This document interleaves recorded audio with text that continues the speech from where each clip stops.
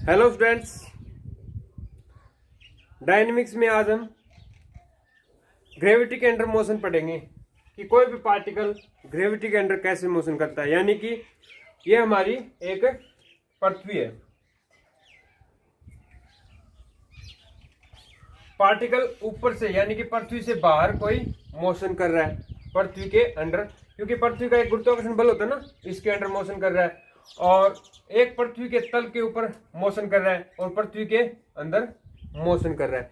तीनों ही केस में हमारी जो मोशन है वो डिफरेंट डिफरेंट टाइप का होगा। बिकॉज हम जनरली मानते हैं कि अगर मोशन पृथ्वी के बाहर है, पृथ्वी के बाहर है, ग्रेविटी के अंडर ग्रेविटी फोर्स लग रहा है, लेकिन पृथ्वी के बाहर है, वो पृथ्वी को एक सेंटर माना जाएगा, किसका, आकर्षण केंद्र माना जाएगा। तो उस केस में हमारा मोशन जो है वो दूरी के वर्ग के व्युत्क्रमानुपाती होगा। फिर बात आती है पृथ्वी के ऊपर। पृथ्वी के ऊपर जो है वो जी त्वरण कांस्टेंट माना जाता है 9.8 जनरली, ठीक है, 9.8 सेमी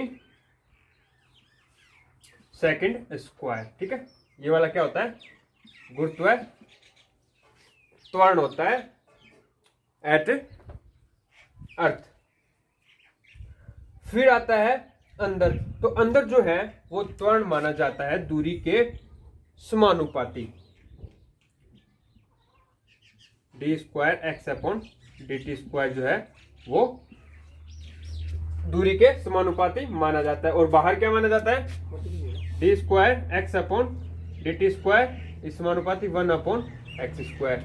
और चूंकि ये आकर्षण बल है, कोई पार्टिकल को अपनी तरफ खींचेगा तो नेगेटिव साइन लग जाता है, ठीक है। तो अब इसकी तीनों टाइप की गति का अध्ययन करेंगे। तो सबसे पहले हम बात करते हैं पृथ्वी सतह पर कोई भी पार्टिकल की गति कैसे होगी।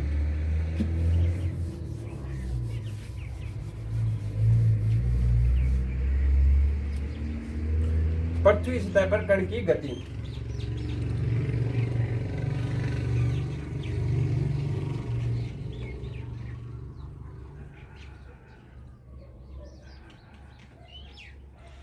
ये एक्चुअली होता है क्या, इसमें ना हम थोड़ा इन्वायरमेंट में घूमते हैं ना अपने पृथ्वी पे, अपने एक ग्रेविटी फोर्स लगता है, उस आवरण में जो गति होती है ना उसको हम पृथ्वी सतह पर कण की गति बोलते हैं।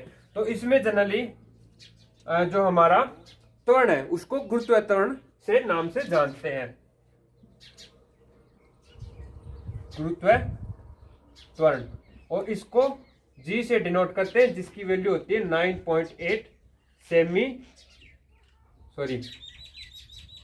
सेमी सेकंड स्क्वायर एम के प्रति में, ठीक है। अब देखो, वैसे कोई भी पार्टिकल है सरल रेखा में गति करता है, कोई भी पार्टिकल अगर सरल रेखा में गति करता है तो एफ त्वरण से, तो उसका समीकरण क्या होगा, यानी कि एफ त्वरण से, यानी कि D square X upon D T square, सरल रेखा में कोई पार्टिकल करता है एफ त्वरण से, ठीक है। तो इसका क्या लिख सकते हैं, डीवी बाय डी टी। तो इसका इंटीग्रेशन कर दो, इंटीग्रेशन करोगे तो v is equal to F T plus C. अगर हम मानते हैं कि वो पार्टिकल है वो इनिशियल वेग u से गति करना स्टार्ट करता है, इनिशियल वेग u से गति करना स्टार्ट करता है, प्रारंभिक वेग u हो तो उस केस में हमारी समीकरण क्या बन जाएगी, यानी कि यहाँ पे t की वैल्यू जब u 0 पुट करेंगे तो v की वैल्यू u पुट करेंगे तो हमारे पास c की वैल्यू u आ जाएगी, यानी कि v बराबर u प्लस एफ टी। ये हमारी सरल रेखा में u वेग से फेंके गए पार्टिकल की गति का समीकरण है, v और t में रिलेशन है ये पहला। और दूसरा क्या होगा, x और t में निकालना चाहें तो इसको क्या लिख देंगे हम, dx बाय dt, या फिर डिस्प्लेसमेंट को ऐसे डिनोट कर सकते हैं दूरी को, ठीक है। तो u प्लस एफ टी है, तो यहां से s is equal to u t plus F t square by 2 आ गया। तो कोई भी पार्टिकल है सरल रेखा में गति कर रहा है तो उसकी x और x यानी कि दूरी s और t में रिलेशन क्या आ गया, एस बराबर U t plus F t square by 2, ठीक है ना। और तीसरा हम चाहते हैं कि हमारा जो रिलेशन है वो एक्स एस और वी में भी हो, यानी कि दूरी और वेलोसिटी के अंदर भी रिलेशन हो। तो यहां से देखो V square is equal to क्या होगा, इसका होल स्क्वायर खोल दो, यू प्लस एफ टी का होल स्क्वायर क्या होगा, U square plus 2 F T U और plus F square T square. अब एफ टी की वैल्यू क्या है हमारे पास, v minus U. F T की वैल्यू क्या है, सॉरी यहां से देखो ये यू टी है ना, यू टी की वैल्यू यहां से रखो, हमें v और t में v और x s में रिलेशन चाहिए। तो इस t की वैल्यू हम रख देंगे यू टी की value u square plus 2f u t is equal to s minus f t square by 2 और प्लस क्या है एफ स्क्वायर टी स्क्वायर। तो u square plus 2f s और माइनस 2 से 2 cancel out, f square T square plus F square T square. तो ये cancel out, कुल मिला के क्या आ गया, v square is equal to you square plus 2fs। ये हमारे पास तीसरी समीकरण आ गई, v square is equal to you square plus 2fs। तो इन तीनों समीकरण को नोट डाउन कर लीजिए। ध्यान रखें ये जो समीकरण है तीनों किसी सरल रेखा में एफ त्वरण से यू इनिशियल वेग से चलने वाले किसी पार्टिकल की समीकरण है। तीनों रिलेशन है, v और s में, s और t में, v और t में, तीनों समीकरण आ गए। अब देखो हम ग्रेविटी के अंदर आ जाते हैं।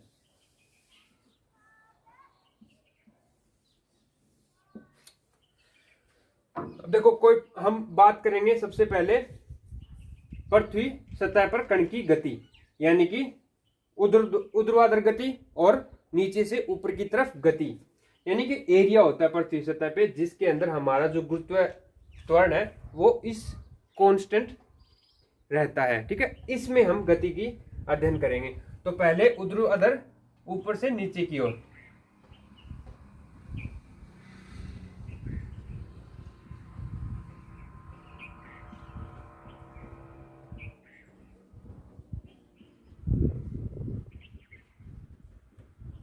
ठीक है।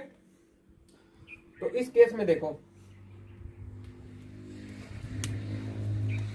हम नीचे आ रहे हैं तो हमारा ग्रेविटी जी भी नीचे की तरफ है, यानी कि पॉजिटिव रहेगा।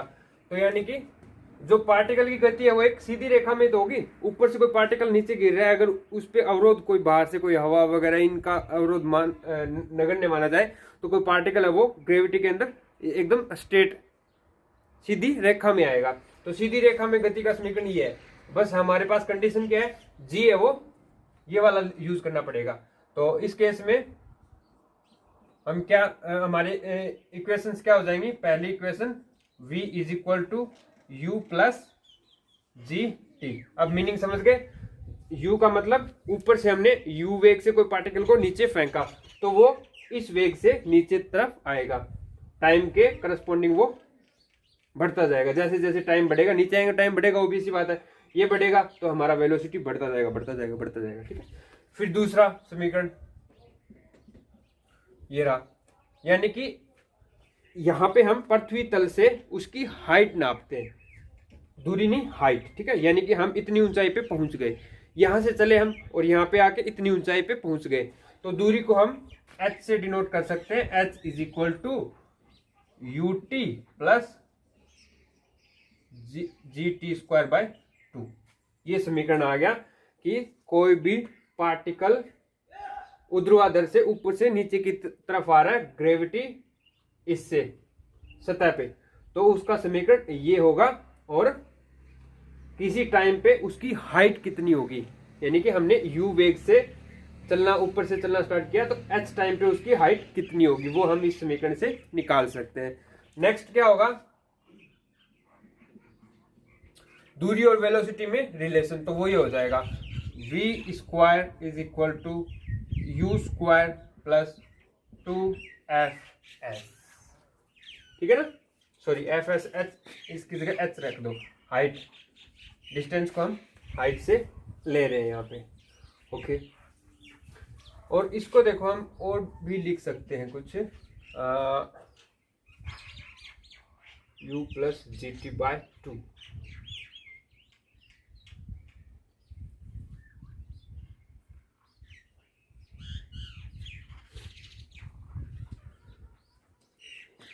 यहाँ पे gt की वैल्यू रख दो, यहां से निकाल के। gt इज इक्वल टू क्या है हमारे पास, gt is equal to v minus u है, यहाँ पे रखना। ut प्लस gt की वैल्यू मैंने रख दी v माइनस u, और इंटू में t बाय 2 है ना, तो ut plus v t by 2 minus ut by 2। अभी ut, ये ut बाय 2 कितना बचेगा, ut बाय 2 बचेगा, यानी कि ut by 2 plus vt by 2, कुल मिला के u plus v t by 2 आ गया। तो इसको हम एक अदर फॉर्म में भी लिख सकते हैं, क्या, u plus v into t by 2, ऐसे भी लिख सकते हैं, ओके।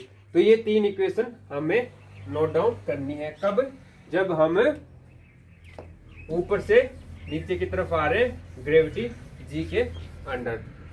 अब बात करते हैं, हम कोई पार्टिकल को नीचे से u वेग से ऊपर की तरफ फेंक देते हैं, कि हमने एक u वेलोसिटी से नीचे से उसको ऊपर की तरफ फेंक दिया, तो उस केस में हमारी समीकरण क्या होंगी।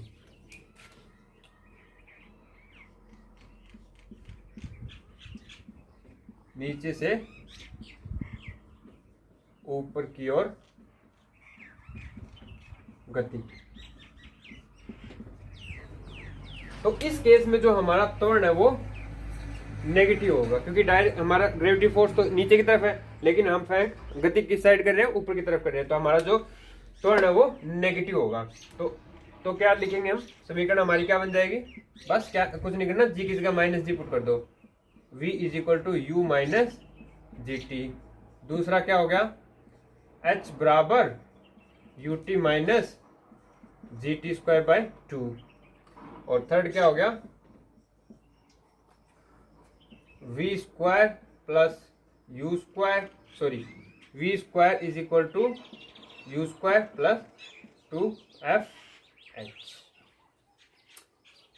समझ में आ रहा है ना, बिल्कुल इजी है चीजें, कुछ ज्यादा चीज नहीं, जो जैसे सरल रेखा में कोई मोशन करते हैं उसी से सब कुछ आ जाता है ये। बस यहाँ पे कंडीशन ये है कि हमारा जो त्वरण है वो जी यूज करना है यहाँ पे, ओके। नेक्स्ट, हम कोई पार्टिकल को u वेलोसिटी से ऊपर की तरफ फेंकते हैं, क्या, कोई हम पार्टिकल को u वेग से ऊपर की तरफ फेंकते हैं, तो हमें पता करना है कि उसकी मैक्सिमम हाइट क्या होगी और कितने टाइम पर होगी। यानी कि हम नीचे से ऊपर की तरफ फेंकेंगे तो कभी ना कभी जाके वो रुक जाएगा, क्योंकि हमारा ग्रेविटी है उसको वापस खींच रहा है, तो एक जगह जाके वेलोसिटी है वो 0 हो जाएगी। तो उस टाइम हमारी हाइट क्या होगी और हमारा टाइम कितना लगेगा नीचे से ऊपर तक जाने में।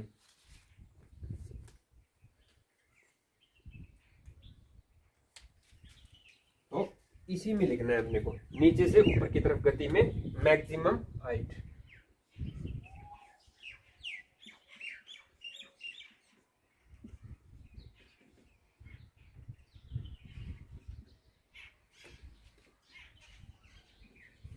Of particle. समझ में आ रहा है ना मैं क्या क्या प्रूव करवाना चाह रहा हूं, कि हमने कोई पार्टिकल को नीचे से ऊपर की तरफ फेंका u वेग से, तो वो पार्टिकल मैक्सिमम कितनी हाइट तक जाएगा और वहां तक पहुंचने में उसको टाइम कितना लगेगा। मैक्स हाइट तक पहुंचने में लगा टाइम,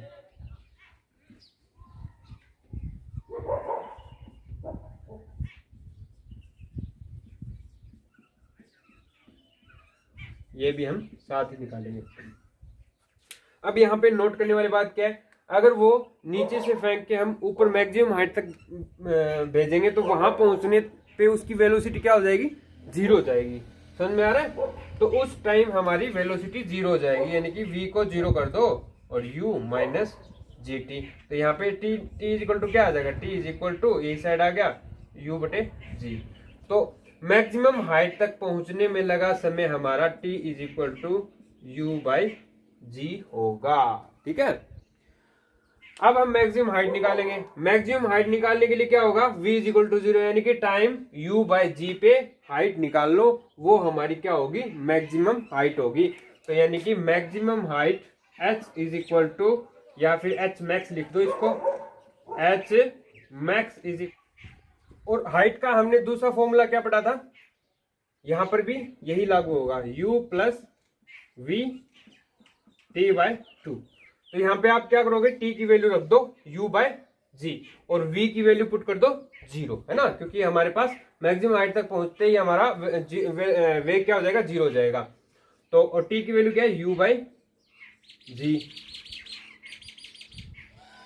और 2 ऑलरेडी था। कुल मिला के हमारे पास मैक्सिमम हाइट क्या आ गई, u स्क्वायर बाय 2g। तो ये दोनों फॉर्मूले हमारे बहुत ही काम के फॉर्मूले हैं कि हमने कोई पार्टिकल को u वेग से नीचे से ऊपर की तरफ फेंका तो उसकी मैक्सिमम हाइट वो कहां तक पहुंचेगा ज्यादा से ज्यादा, तो उस वेग का स्क्वायर बटे 2 इंटू जी। उसमें टाइम कितना लगेगा, इनिशियल वेग वो बटे गुरुत्व त्वरण, इतना उसमें टाइम लगेगा। ठीक है, तो ये मोस्ट इंपॉर्टेंट कुछ डेरिवेशन मैंने आपको करवा दिए। अब इनके बेस्ड एक एग्जाम्पल करेंगे ताकि आपको अच्छे से समझ में आ जाए। अब ये तो मैंने पृथ्वी सतह पे गति करवाई थी। अब आपसे पूछ ले कि पृथ्वी से बाहर पृथ्वी सतह पे गुरुत्वाकर्षण अनचेंज रहता है, कांस्टेंट रहता है जी, और पृथ्वी सतह से बाहर दूर, ठीक है, वहां पे गुरुत्वाकर्षण जो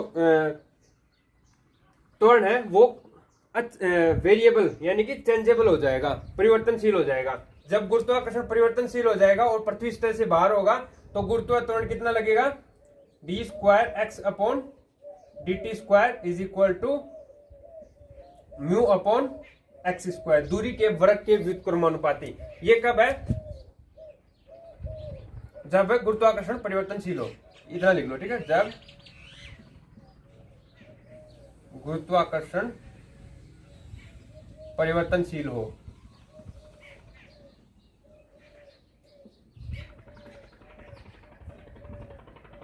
और पृथ्वी सतह से बाहर, और जब गुरुत्वाकर्षण परिवर्तनशील हो तथा पृथ्वी के अंदर, तब हमारी समीकरण क्या होगी, D square X upon D T square is equal to minus lambda X, पृथ्वी सतह के अंदर।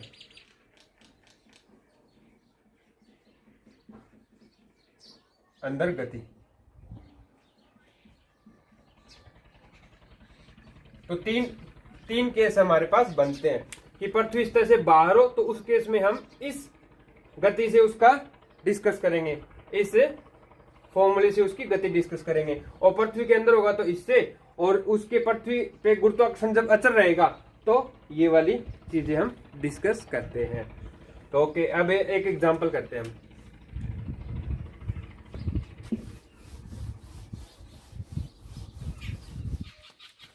मैं एक एग्जांपल ले रहा हूं, यदि गुरुत्वाकर्षण को अचर माना जाए तो पृथ्वी तल से v वेग से फेंका हुआ कोई कण h ऊंचाई तक पहुंचता है। यदि गुरुत्वाकर्षण को अचर माना जाए,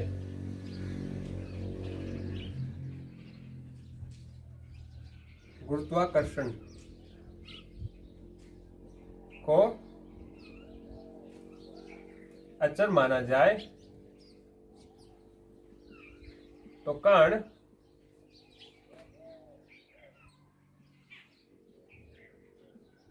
h ऊंचाई तक पहुंचता है। कहां से, पृथ्वी सतह से। देन आफ्टर, और जब गुरुत्वाकर्षण को परिवर्तन को ध्यान में रखा जाए, जब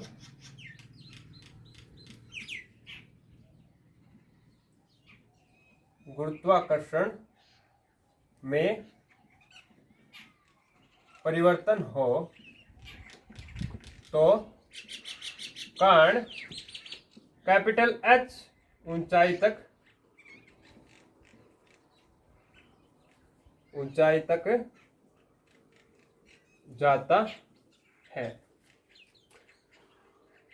और पृथ्वी की त्रिज्या r है एंड पृथ्वी की त्रिज्या r है, तो prove that then so that, तो हमें सिद्ध करना है then so that 1/h minus 1/H is equal to 1/r।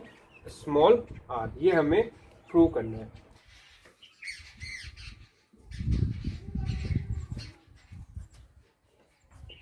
तो देखो, जब हमारा गुरुत्वाकर्षण अचर माना जाए तो जहां पे ये सारे समीकरण किए थे इनसे हमें इसकी वैल्यू फाइंड करनी है। तो क्या बोलता है, h ऊंचाई पे जाता है, हमारा पार्टिकल क्या है, v वेग से पृथ्वी तल से फेंका जाता है, तो h ऊंचाई पे पहुंचता है। तो उसका फॉर्मूला मैंने क्या बताया था यहाँ पे, h बराबर u²/2g। कब, जब हमारा u वेग से फेंका जाता है और यहाँ पे हम v वेग से फेंक रहे हैं, तो हमारे पास पृथ्वी तल पर h बराबर v²/g हमारे पास फॉर्मूला आ गया 2g। क्यों आया, क्योंकि हम कांस्टेंट गुरुत्वाकर्षण के अधीन गति कर रहे हैं, तो हमारे पास ये फॉर्मूला हाईएस्ट ऊंचाई का होता है। ओके, देन आफ्टर यहां से हम इस v की वैल्यू निकाल लेंगे, यानी कि इनिशियल वेग। इनिशियल वेग हमारे पास क्या आ गया, v बराबर √2gh। आई ना बात समझ में, इसको इस साइड लेके √ ले लिया, यानी कि हम इनिशियल वेग की वैल्यू निकाल ली। ओके, नेक्स्ट अब हम इस कैपिटल H की ऊंचाई निकालेंगे। अब ये बोल रहा है गुरुत्वाकर्षण में परिवर्तन के अधीन गति कर रहा है, यानी कि गुरुत्वाकर्षण में परिवर्तन को माना जा रहा है। पर जो गुरुत्वाकर्षण में अगर परिवर्तन माना जाएगा तो हमारे पास जो समीकरण है, गति की जो समीकरण है वो क्या होगी, d²x upon dt² is equal to -μ/x²।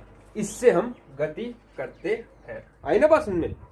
अब हम इस म्यू की वैल्यू निकालेंगे, कैसे, पृथ्वी सतह के ऊपर x की वैल्यू क्या है, हमारी ग्रेविटी सेंटर से r है उसकी, क्योंकि रेडियस हमें दे रखा है ना, since x is equal to r at surface of earth, at surface, ठीक है। और सरफेस पे त्वरण क्या है हमारा, g है, एंड त्वरण इज इक्वल टू g। तो इस केस में हमारी म्यू क्या आ जाएगी, g is equal to -μ/r²।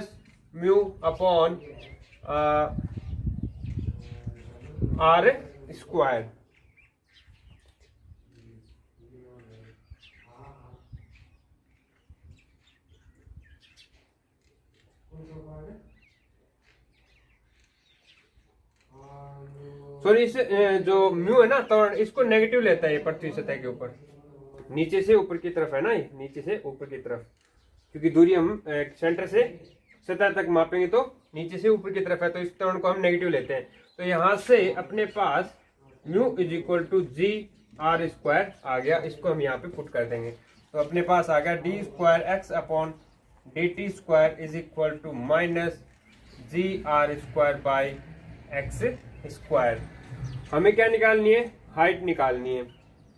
तो अब इस इक्वेशन को हम सॉल्व करेंगे, इसको हम क्या पुट करेंगे, v dv/dx, क्योंकि x है तो x में ले आओ इसको, v और x में, तो यहां से क्या आ गया, v dv is equal to -gr²1/x² दोनों तरफ आप इंटीग्रेशन कर दो। अब लिमिट देखो, हमारे पास जो वेलोसिटी v है वो इनिशियल वेग दिस से लेके कैपिटल S तक जाना है, तो वहां पे वेलोसिटी क्या हो जाएगी, 0 हो जाएगी। तो यहाँ पे लिमिट रखेंगे हम, इनिशियल लिमिट यानी कि 2gh से शुरू होके 0 तक जाना है। तो हमें फाइंड करनी है ऊंचाई, यानी कि हम सतह से चलेंगे और सॉरी सतह से नहीं, आर रेडियस से सतह पे क्या है, रेडियस आर है, पृथ्वी केंद्र से देखना है अपने को, केंद्र से दूरी आर है, आर से लेके हम R plus height, capital height तक जाएंगे, एच तक जाएंगे। ये आर क्यों लिया, क्योंकि हम क्या करें, जो हमारा ग्रेविटी सेंटर है वो पृथ्वी का मूल बिंदु है और पृथ्वी से सतह से बाहर वो हमारा इस समीकरण से गति करता है, तो इसलिए हमें आर तक तो ऑलरेडी हम सतह से कैपिटल हाइट तक जाना है, कैपिटल एस तक जाना है, ठीक है, तो आर से आर प्लस एस तक जाना है। अब इसका इंटीग्रेशन कर दो, तो यहां से वी स्क्वायर बाई 2 आता है, 2 को मैं बाहर लिख दूंगा और under root 2gh 0 is equal to minus G R square, इसका इंटीग्रेशन क्या होता है, माइनस 1/x और r से r प्लस h। अब इसको सोल्व कर लो, तो यहां से पहले 0 रखेंगे, फिर नेगेटिव, यानी कि नेगेटिव 2gh और by 2 is equal to negative G R square और नेगेटिव 1/x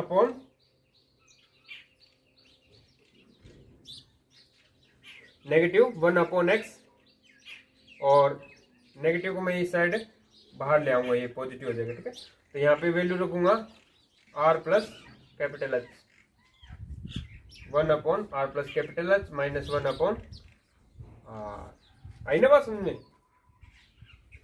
ये 2 से 2 काट दो, g से g काट दो, तो हमारे पास आ गया माइनस h बराबर r स्क्वायर, इसका एलसीएम ले लो, r minus capital H divide by r into r plus capital H।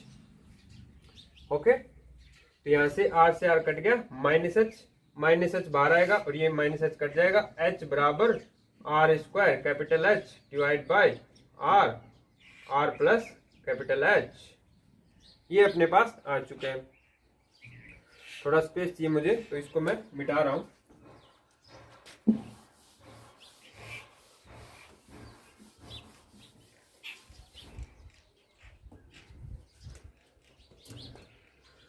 तो इसको एक r से r काट सकते हैं, ठीक है, इसको इस साइड मल्टीप्लाई करवा दो, तो r plus capital H into small h is equal to r h। तीनों को आप ब्रेक कर लीजिए, R H plus H H is equal to R H. इस इक्वेशन में मैं आर एच कैपिटल एच का डिवाइड कर रहा हूं, ठीक है, इस पूरी इक्वेशन में, तो इसमें डिवाइड करेंगे तो आर एच कट जाएगा, बचेगा क्या, कैपिटल एच, यहाँ पे ये एच एच कट जाएगा, बचेगा 1/r, यहाँ पे आर और एच कट जाएगा, बचेगा 1/, स्मॉल एच, और इस साइड को इस साइड ले जाएंगे तो 1/r is equal to 1/h minus 1/ capital H आ गया। यही हमें प्रूव करना था। तो समझ में आया ना। तो सबसे पहले तो हम पृथ्वी सतह पे गति निकालेंगे, तो हमारी सिंपल जो h बराबर u²/2g, वहां से हम इनिशियल वेलोसिटी u निकाल लेंगे, और फिर हम बोल रहे हैं परिवर्तन के अधीन गति कर रहे हैं, तो हम ऐसे देखते हैं, ये वाला ग्रेविटी सेंटर हो जाता है और यहाँ पे कोई गति कर रहा है कोई पार्टिकल, तो हमारे पास जो गति का समीकरण है d²x/dt² is equal to minus μ/x², इस नियम से गति करेगा बाहर इसके, और जैसे इस सेंटर यही रहेगा, इसके अंदर करेगा तो वो क्या करेगा, d²x/dt² समानुपाती x, दूरी के समानुपाती गति करता है इसके अंदर, वो बाहर करेगा। तो ये r रेडियस दे रखी थी, तो इसके बाहर करना है, तो इसके बाहर करेगा तो वो पूरा तामझाम कर लेंगे। ओके, तो ये था एक इसके ऊपर एग्जाम्पल। नेक्स्ट क्लास में हम कुछ इसके ऊपर एग्जाम्पल करेंगे और आपका ये दूसरा चैप्टर पूरा हो जाएगा, और इसके ऊपर काफ़ी सारे एक्सरसाइज दी हुई है, तो आप वो सोल्व कीजिए घर बैठ के, और जो नहीं आता वो मुझे सेंड कर दीजिए, मैं उसका सॉल्यूशन आपको प्रोवाइड करवा दूंगा। और नेक्स्ट क्लास में तो इसी के ऊपर जितने भी क्वेश्चन और एग्जाम्पल्स और बचते हैं वो मैं करवा दूंगा, और बाकी नेक्स्ट जो उसका लेक्चर होगा उसमें हम 3rd चैप्टर स्टार्ट करेंगे।